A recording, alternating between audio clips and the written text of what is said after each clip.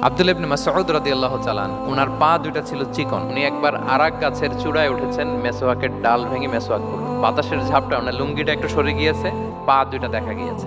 তো এত চিকন পা দেখে সাহাবারা সবাই হাসতেছে নিচে। রাসূল ইসলাম বললেন, ব্যাপার কি, তোমরা হাসো কেন?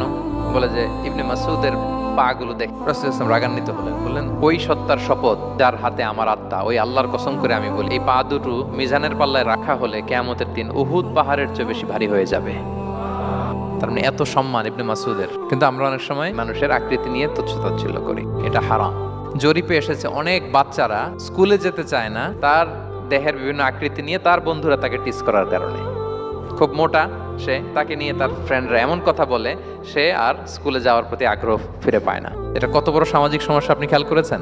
কখনো কারো আকৃতি নিয়ে কোনো কমেন্টস করা যাবে? কারণ আকৃতিটা দিয়েছে কে? খবরদার, এটা বড় কবিরা গুনাহ।